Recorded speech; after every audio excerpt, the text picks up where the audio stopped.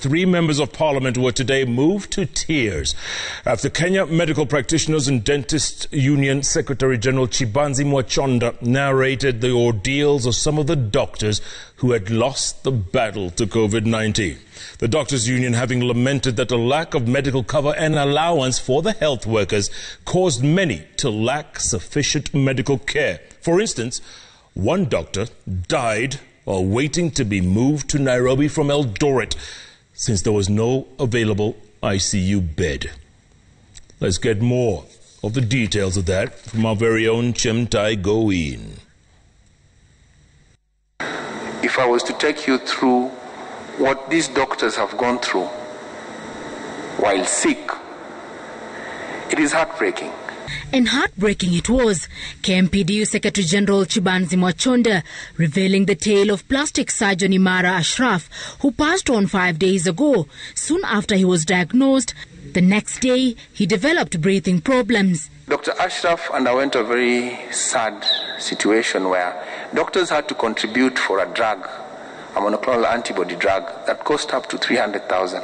And since there was no ICU space at the Moi Teaching and Referral Hospital, and it was necessary to transfer Dr. Ashraf, they sought air evacuation. It was too expensive. They could not afford 600,000 from flying doctors at least. They sought a high-flow oxygen ambulance. They were not able to afford. So he was moved to Nakuru, awaiting ICU space in Nairobi.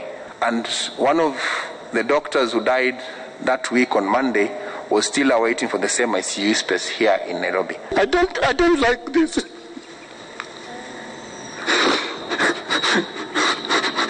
The tale literally tearing apart semi member of parliament Dr. James Nyikal.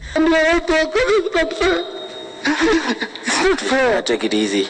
The raw emotion that captured the anger within him, moving more legislators to tears, some questioning why the government had neglected the frontline health workers who are the forefront in combating the COVID-19 monster.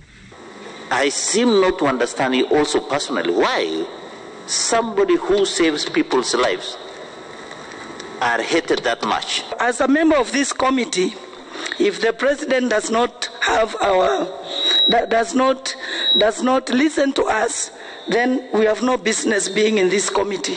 Doctors have protested the lack of adequate personal protective equipment, comprehensive health cover, among other allowances, and now they say they will not expose themselves to risk without assurance. No one knows how long COVID will be with us.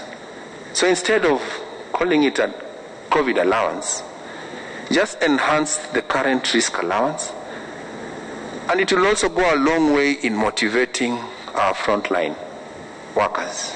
We want solutions, but not sympathies this time round. We want solutions from all the leadership of the country. COVID-19 has so far claimed the lives of over 30 healthcare workers, with over 2,000 infected. Health Cabinet Secretary Mutahi Kagwe had directed the National Hospital Insurance Fund to conclude negotiations for comprehensive group life, last expense and enhanced work injury benefit and group accident cover for the healthcare workers, as approved by the Cabinet. We have cried a lot. We have died. We have really suffered. We have been abused. We have been used by this government. We consider ourselves children of a lesser God. We have 18 days to avert this strike. On 7th of December, we shall stay at home.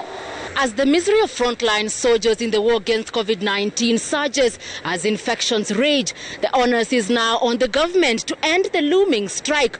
This as Kenyans are warned to avoid crowded places, closed spaces and close contact. Chibanzi, Citizen TV, Nairobi.